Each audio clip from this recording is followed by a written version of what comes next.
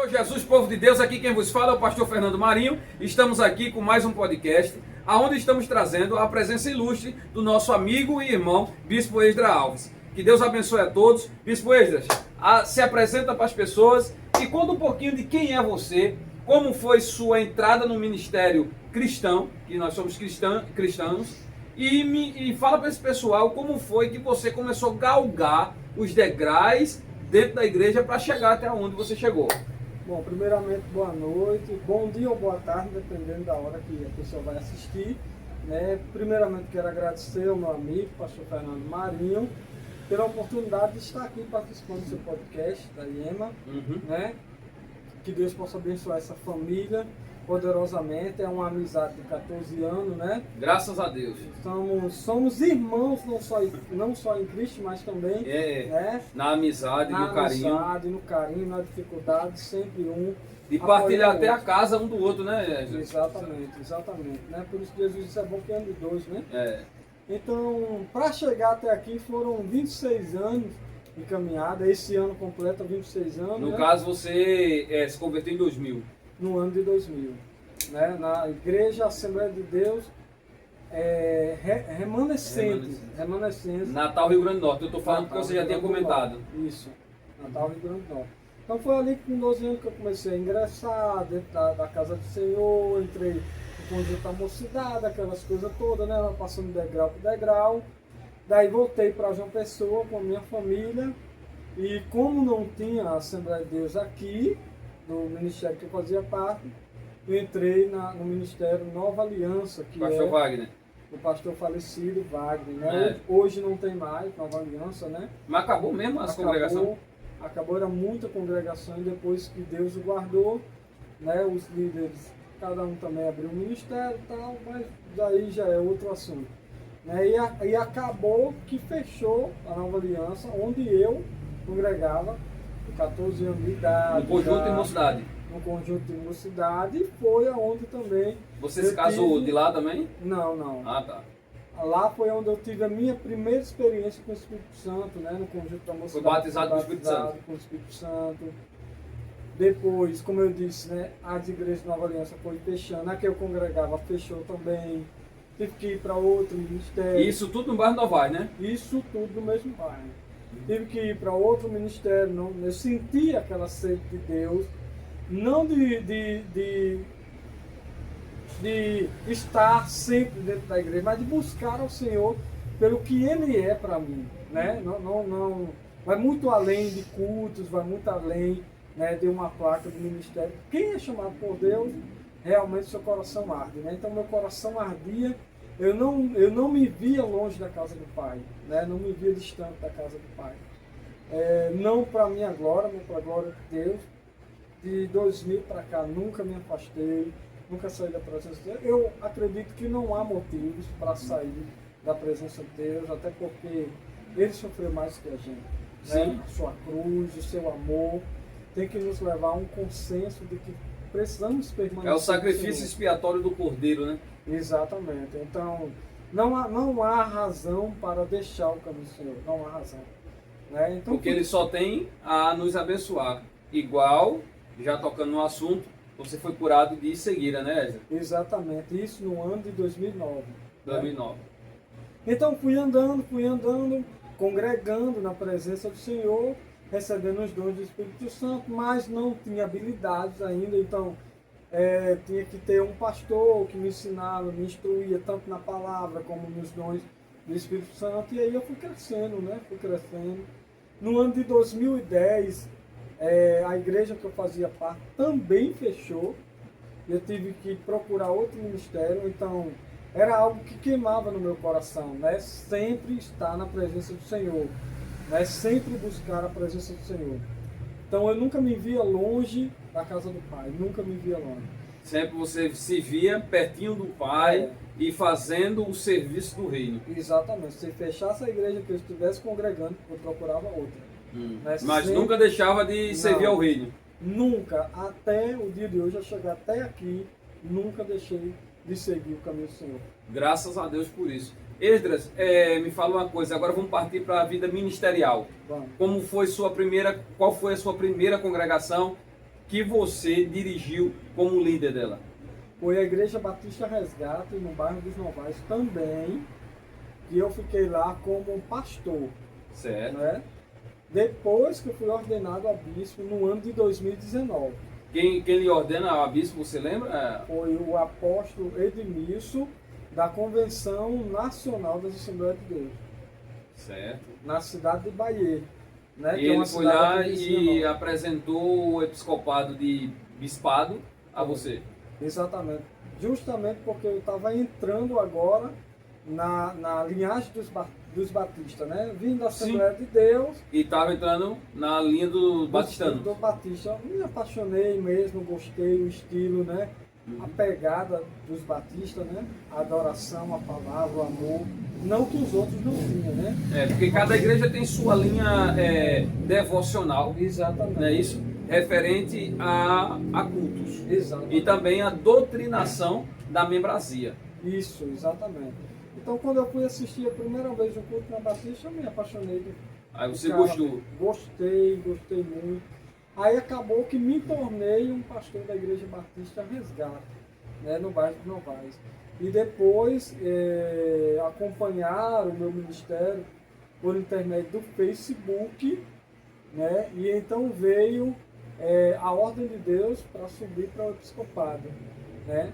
Então eu subi para o episcopado dentro da Igreja Batista e depois fui para a Igreja Batista dos Discípulos, depois segui para a Igreja Batista dos IPs, tudo na linhagem dos Batista. Batistas, né?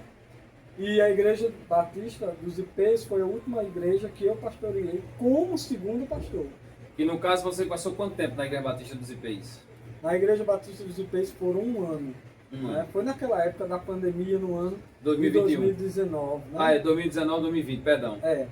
Então, ali o presidente, né, o líder da Igreja Batista dos IPs, onde eu era o segundo, ele fechou a igreja. Naquela época, muitas igrejas estavam se fechando, inclusive até a Sara Nossa Terra, que era uma igreja que tinha quase 2.000 membros, ali no bairro dos IPs, também acabou fechando por causa da pandemia. Então, Deus ardeu no meu coração iniciar um ministério, que hoje é o Ministério Rude Cruz, em célula, Em células. né, no bairro do Hernani Sá. É uma igreja que está crescendo em célula, mas que leva essa pegada, né, da Igreja Batista Renovada. Hoje você já tem alguma congregação ou quantas células? Como é que está Estamos iniciando apenas na primeira célula. na primeira célula? É, Então ele é recente agora, né? Recente, mas temos plano para o dia 21 de maio agora desse ano fazer a inauguração da primeira base do Ministério Rude Cruz. A primeira base. A gente Vai chama ser de- aonde o primeiro ministério vai ser no Hernani Sátiro? A primeira base vai ser no Hernani Sá. Ok. Aí você já tem a sua, vamos dizer assim, a sua linhagem eclesiástica que vai estar lhe ajudando e tal. Sim, tem a minha esposa, temos alguns obreiros também, temos alguns evangelistas que está também alinhado a nós para o crescimento. E a meta é só crescer, viu, bispo? Em Só nome de crescer Jesus. em meio a... Usamos a adoração sempre como uma arma de guerra, né? Fazemos culto, vamos iniciar agora dentro do bairro do Hernani Sá, cultos de rua, e usamos como foco a adoração para atrair as pessoas. Amém. Graças a Deus por isso. Bispo, referente ao ministério pentecostal, hoje como é visto para o senhor o ministério pentecostal? As igrejas pentecostais. Eu tenho muito... Sendo que o senhor já veio de uma linhagem pentecostal. Certo. Exatamente. Agora o senhor tem a linha de Batista. Mas é bom a gente ver esse lado, né? É uma linha de Batista, mas renovada, né? Porque tem a Igreja Batista, a linha tradicional, E a linha renovada. tem a linha reformada e tem a linha renovada. A linha renovada é aquela linha que crê nos dons do Espírito Santo. É tal, como se fosse uma Assembleia de Deus pentecostal. como se fosse uma pentecostal. Só que muda um pouco a liturgia. A liturgia e a... como é que se diz? As regras internas, a base Isso. interna do ministério. Exatamente. Não é isso? Exatamente. Ok. Mas veja, os pentecostais são meus irmãos em Cristo, tenho o maior respeito por eles. tenho o maior carinho, né? Se tiver de convidá-los, a gente convida para ministrar, para pregar. Tá ali junto, pregando, falando de Jesus. Sempre falando do amor de Deus e abraçando um ao outro. Porque eu sempre digo, pastor, há variedades de ministério, mas o Espírito é o mesmo. Né? Exatamente. Pastor, Bispo, perdão, mudando de assunto, vamos chegar aqui para a atualidade. Saiu aí nos jornais TV, YouTube, o que é de plataforma saiu, referente ao desfile das escolas de samba, e uma das escolas de samba mostrou os cristãos dentro da latinha, chamando de crente, de conservadores. Ou seja, que as pessoas que davam, ou que têm a linha de uma família, daquela linha mais conservadora da família, filhos e tal, eram pessoas enlatadas. O que é que o senhor fala referente a isso? Eu sou enlatado, porque tudo aquilo que não tem conserva termina apodrecendo. Exatamente, né? Você falou o que muitos não querem ouvir. Eu acho assim, ambas as partes têm que se respeitar, né? Nós sabemos muito bem que o respeito é a base de tudo. Sim. Né? Se fosse ao contrário, né, ia ganhar uma proporção de mídia muito grande, se fosse a igreja atacando. Então, assim... É como falar assim, bispo, não corta a sua palavra. O que está dentro da lata está conservado, mas o que está fora termina apodrecendo. E é o que está acontecendo com a geração de hoje, uma geração podre. Entendeu? Podre porque não vê mais os valores humanos e conservador da família. Querem mudar toda a história, querem mudar toda a situação, entendeu? E terminou que essa crítica achava que ia abalar a estrutura das pessoas que defendem esse lado, nos fortalece. Terminou subindo muito mais. Porque nos dá um orgulho das pessoas nos verem assim conservador. Para mim é um orgulho. Claro, ser reconhecido que nós somos conservadores. Vamos permanecer conservadores, goste quem não gostar, e é assim que a linha verdadeira de Cristo, da sua igreja, vai permanecer. Eu não estou tratando, bispo, de partidos políticos. Não é isso. O assunto não é esse. É como a gente estivesse falando aqui. A Bíblia é sagrada, a gente prega a Bíblia. A Bíblia, ela é totalmente o quê? Conservadora, sim ou não? Sim. Qual é a linhagem de doutrinação da Bíblia Sagrada? Família, respeito aos pais. Até a Bíblia diz: aquele que não honra seu pai e sua mãe, não é isso? Isso aqui é mandamento do Senhor. Outra coisa também que a Bíblia mostra é a referência de você respeitar e amar ao próximo, entendeu? Ou seja, a linha da Bíblia Sagrada, que é aquilo que eu prego, ela é uma linha o quê? Conservadora.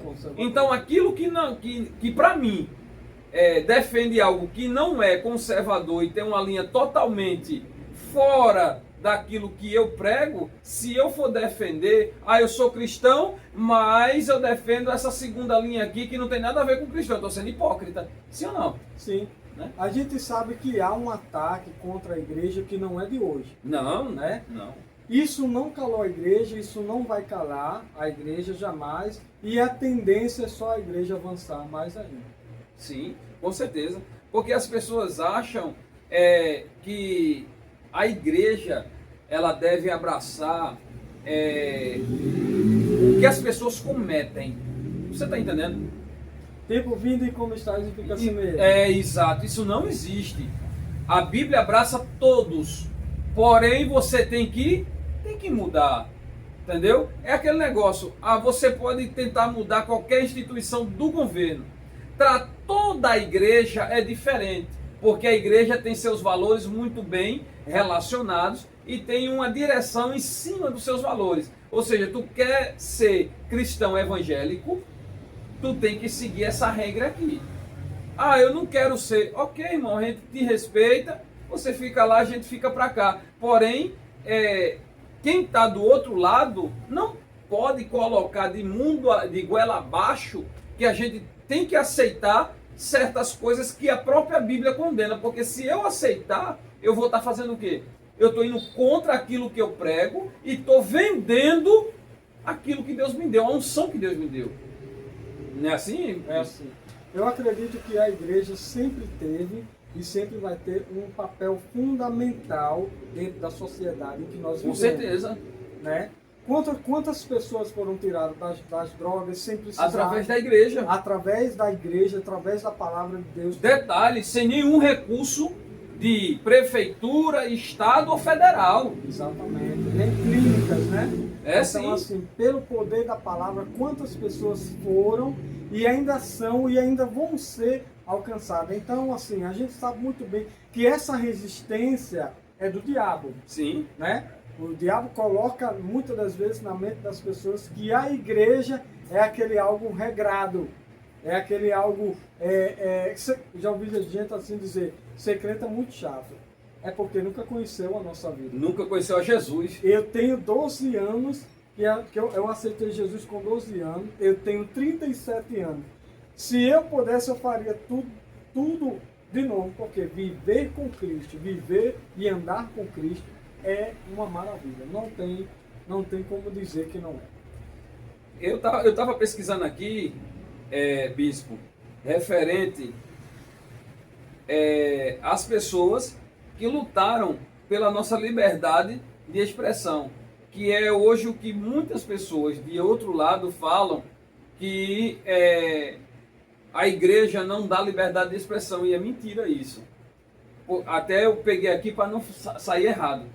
Homens como Martin Lutero, Roger Williams e John Milton lutaram pela liberdade de expressão. Ou seja, lutaram para que você tivesse a liberdade de falar e ninguém calar você. Aí hoje as pessoas acham, aqui foram homens, aqui é mulher. Anne Hudson, Sojourner Truth e Corrie ten Boom são mulheres que lutaram pela liberdade da fala, para as mulheres se impor, para o ser humano ter a liberdade de falar e dar sua opinião. E são cristãos. Aí as pessoas dizem que a liberdade de expressão é lutado pela esquerda, e nunca foi. Entendeu? A liberdade de expressão veio através da Revolução Cristã, para que hoje a gente pudesse falar para o mundo de hoje. Na verdade, houve um confronto porque a igreja ela se levantou no ano de 2022, né? Falando agora na questão da liberdade De expressão. Quando o mundo viu, né? Quando o Brasil viu que a igreja se levantou, aí hoje a gente está sofrendo as consequências, porque a gente se levantou pelo um país melhor. E a gente vamos continuar se levantando, porque, querendo ou não, a nossa voz não pode ser calada. Se todos têm o direito de falar, Umbanda, Quimbanda, católico... Que nós respeitamos, né? Que respeitamos bastante. Até você que não tem religião, também lhe respeitamos. Ateus, pessoas de religião de Exato. matriz africana, a qual temos respeito Agora, por eles. eu vejo pela linha, se ele tem a liberdade de expressar, eu também tenho. Sim, é aquele negócio, eu sou cristão, prego o Evangelho de Cristo. Porém, eu não vou pegar o Evangelho de Cristo e pegar ele e dizer assim, você vai ter que engolir esse Evangelho para uma pessoa que é de matriz africana. Eu não posso fazer Exatamente. Isso é uma afronta. Isso é uma afronta. Isso aqui é vilipêndio da fé. Entendeu? Também, da mesma forma, alguém que participe de um movimento de religião de matriz africana não pode fazer isso com os cristãos. Isso aqui é o quê? Respeito mútuo entre ambas as partes. Exatamente. Nós se respeitamos, nós nos discordamos, mas nos respeitamos. E assim a gente vai seguindo, entendeu? Porém, quem está lá fora não pode querer pegar aquilo que ele acha que é certo e querer empurrar como doutrina, como jugo dentro do cristianismo, dentro do catolicismo, dentro da Umbanda, da Quimbanda, o que for. Não pode se envolver num ambiente espiritual onde eles não têm capacidade, nem intelectualmente e nem muito menos espiritual, para poder falar. Não é isso? Exatamente. Então, Bispo Ezra, eu estou falando assim de assuntos atuais, né? Que é para poder a gente ver como é que está se acontecendo e como é que está o evangelho andando, né? Na verdade, essa história, né, da latinha, da latinha eu nem cheguei a ver, eu só vi todo mundo postando, tal. Mas eu foi referente a isso. Eu não entendia do que se tratava. É a Escola de Samba Acadêmicos de Niterói, que rebaixou. olha só, vão falar daquilo que não deve, aí termina recebendo vamos dizer assim, um tiro contrário, entendeu? Aí eu acredito que para quem gosta da cultura carnavalesca, façam da maneira que eles quiserem, porém esqueçam as religiões. As religiões, muito bem colocado. Falei as religiões. Não só evangélica, as religiões. Esqueçam as religiões nos seus carnavais, entendeu? Nos seus carnavais você brinca com a sua família, para você que gosta. Brinca com aquelas pessoas que estão ao seu redor, mas por favor, esqueçam as religiões, entendeu? Elas não são objeto para ninguém estar brincando, porque aqui do lado de cá, muita gente leva a sério ser cristão, sério de verdade. E envolve também o sentimento das pessoas. Exato. A gente trabalha com seres humanos que querem transformação de vida, libertação de alma. Eles querem trabalhar a sua vida para ser uma pessoa melhor.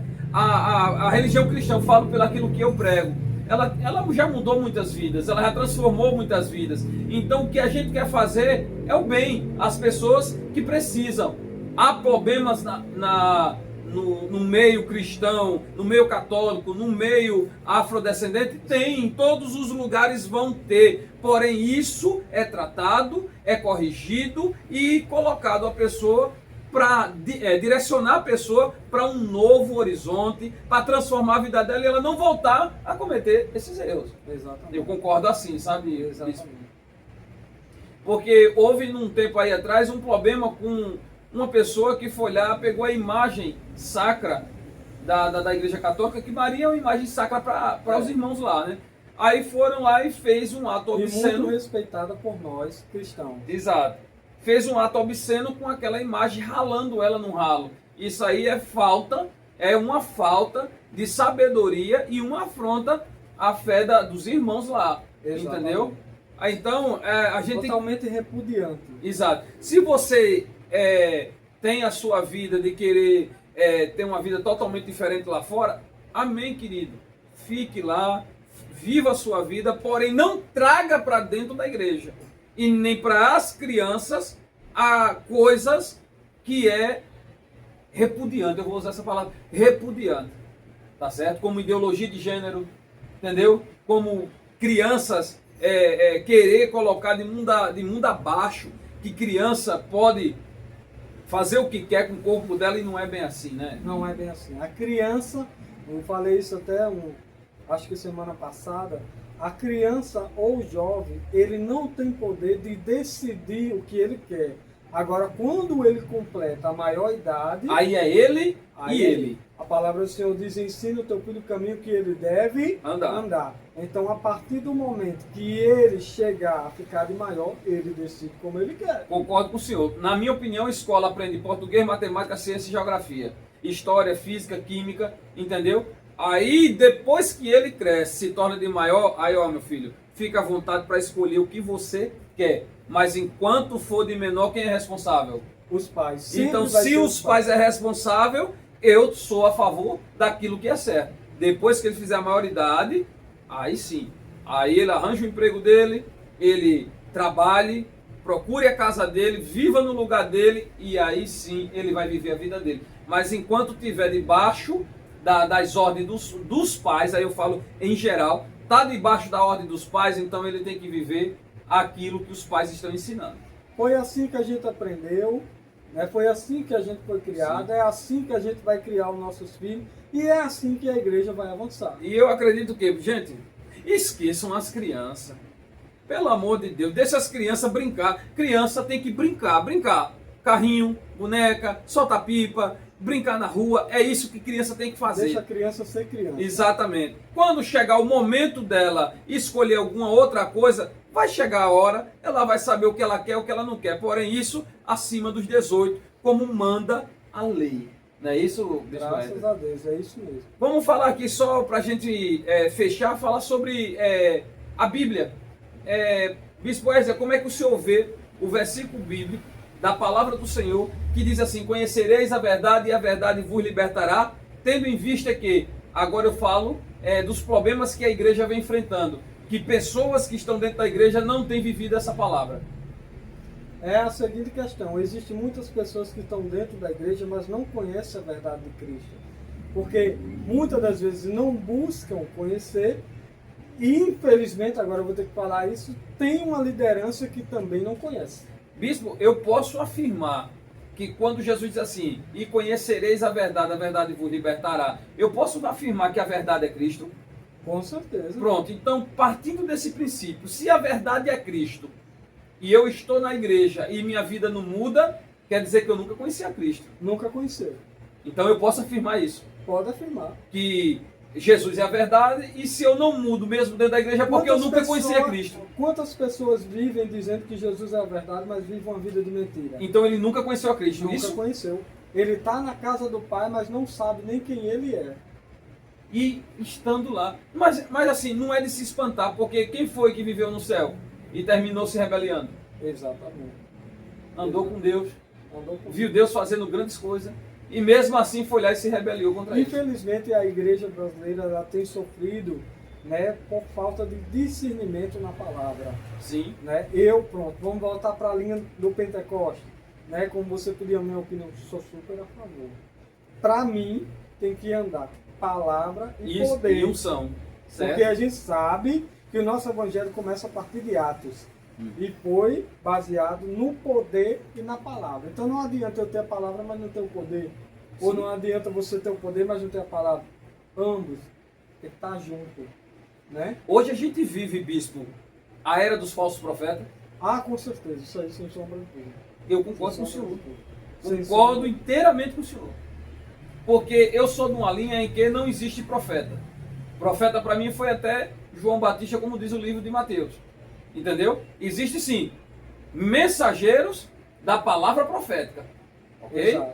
Porque profeta, falar de profeta é um ofício, né? Profeta é um ofício. É. Ah, pastor, então o senhor não acredita em profecia? Opa, eu acredito na palavra profética. Eu estou dizendo que eu não acredito no ofício de profeta. Mas toda profecia que não estiver de acordo com a palavra de Deus não é profecia. Exato. Isso aqui é bíblico. Aí eu acho que vocês já estão entendendo o que é que a gente está falando, irmão. Quantas pessoas tem aí nas redes dizendo que Deus está falando e Deus nem começou a falar? Imagina, bispo. Hoje tem levantado uma era de falso profeta, concorda, bispo? Concordo. E o que é que o senhor vê hoje? A geração de Ananias que enfrentou, né, o Jeremias lá e acabou que Deus, né, tomou uma grande providência em menos de 3 meses. A gente sabe do texto todo, né? Exato. Você vê uma coisa, bispo, por que hoje está se levantando tanto falso profeta? E um deles é Miguel, tá, Miguel? Um deles é você. Assim, por se multiplicar a iniquidade ali que a Bíblia fala não é no mundo, é dentro da igreja. Por se multiplicar a iniquidade, o amor de muitos vão esfriar. Por isso que as pessoas hoje correm atrás, não de louvar mais a Deus, porque até a adoração está sendo mudada. Sim. Antes adorávamos, dizendo que Ele era o Todo-Poderoso, que vem a glória dele, que vem... Hoje não. Hoje são canções que são para mim. Você não pode chorar, você é joia rara. A gente não somos joia rara de ouvir. A nossa condição era de miserável. Mas a graça do Senhor nos restaurou e nós estamos aqui. Nos alcançou, né? Nos alcançou. Aí hoje, nós estamos aqui. bispo, hoje a gente vê pessoas, não tenho nada contra nenhum deles. Porém, a Bíblia diz que eu tenho que julgar a palavra que está dizendo que é profética. Ou seja, julgar a profecia. Entendeu? Aí a gente vê pessoas como Leonardo Salles, Miguel, Vitória Souza, e entre outros que tem por aí, que usam a palavra de Deus de uma maneira distorcida para levar as pessoas a um emocionalismo barato, para que as pessoas sejam, vamos dizer assim, hipnotizadas pela situação. Quando eu falo hipnotizada é no sentido figurado. Fica estagnada ao ver aquilo ali e também ser levada por um evangelho de mel. Um evangelho que não é o evangelho de Cristo, que a Bíblia diz que o evangelho de Cristo você vai ter o quê? Aflição, você vai sofrer. Hoje as pessoas pregam o evangelho de mel dizendo que você vai ficar rico. É complicado, né, bispo? É complicado. Eu sempre digo, na maioria das vezes que eu estou pregando, se você vai a uma igreja e dentro dessa igreja não houve uma pregação que confrontou o seu pecado e não falou de Jesus, não há necessidade Sai de voltar. fora. Não há necessidade de voltar. Porque a igreja que prega Jesus, ela confronta o teu pecado. Confronta. Entendeu? Confronta. Faz você raciocinar, certo? E a Bíblia foi criada para confrontar o Pecado. nosso pecado. Exatamente. Por isso que muitos são chamados e poucos são escolhidos, porque os escolhidos permanecem. O chamado, quando a Bíblia diz muitos são chamados, é porque a palavra é para todos, mas nem todos recebem. Bispo, hoje tem uma gama de pessoas usando as estolas sacerdotais, os talites, que é coisa de Israel, e isso é uma falta de respeito, é uma afronta à religião dos judeus, porque nós somos ocidentais e nós não somos judeus para usar a indumentária deles.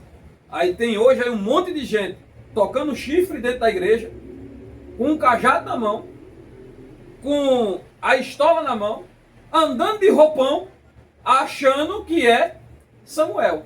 Desnecessário, né? A gente resume dizendo que é falta de Bíblia, Não. falta de conhecimento. E uma enxurrada de pessoas ainda acompanha um negócio desse. A pessoa tem que entender, ou ela é judeu ou ela é gentil.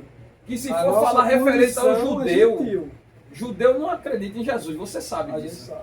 né? Embora tenha alguns judeus messiânicos lá, Exato, mas os eles ortodoxos, ficam mais, que é a base mesmo do, você sabe, a base de Israel é a ortodoxia dos judeus, É. que eles acreditam em quê? Na Torá, o Messias prometido, certo? Mas ele não acreditou e nem acredita que o Messias que veio, que no caso a gente está falando de Jesus, era o Messias prometido por Deus. É o chamado por eles de Machia, né? É, exatamente. Machia ainda não veio, segundo ele. Aí os cabas daqui do Brasil começam a rodar dentro da igreja, com a estola no pescoço, dizendo que é Deus que está falando e Deus não está falando nada. É uma afronta à religião judaica, né? É uma afronta, porque como usar a a- indumentária dele é mesmo que dar uma tapa na tradição. Exatamente. É como a gente sempre disse no início do podcast. Gente, procure respeitar o outro. Procure respeitar E isso eu tô a falando religião do outro. Eu estou falando com seguidores da religião. Não fala da religião não, que isso é feio. Eu estou falando com seguidores do mesmo segmento cristão que eu faço parte. Chamamos Eu não pra- faço parte do segmento desses caras que andam com a estola no pescoço. Eu estou dizendo que eles se proferem que são cristãos porque pregam Jesus. Entendeu? Então eu estou falando da mesma área que eu. Eu estou criticando eles. Entendeu? Por conta de quê? Por conta da falta de sabedoria, de não estudarem, de não sentar, se debruçar na Bíblia para entender realmente o que é a Bíblia Sagrada. A gente sabe que quando o bispo da Igreja Universal, ele levantou o templo de Salomão, que ele entrou com talit, né? E ele foi muito criticado pela sociedade judaica Exato. por trazer costume dos judeus. O Talo também é conhecido como Tzitzit para os estudantes da Bíblia. Exatamente. Aí o caba entra de Tzitzit em cima dele, faz os caras trazer uma Arca da Aliança, que a própria Bíblia diz que não pode mais ser reproduzida a Arca da Aliança em nenhum momento. Eu estou trazendo o que para dentro da igreja? Idolatria. Sim ou não? Sim. É. Aí eu digo assim, eu fico imaginando comigo, sabe, bispo? Imagina se Deus permite descer aqui Elias e Enoque. Esse povo vai fazer desses homens um Deus. Vão esquecer até de Jesus. São pessoas, literalmente, podemos dizer assim, desprovidas do conhecimento da palavra de Deus.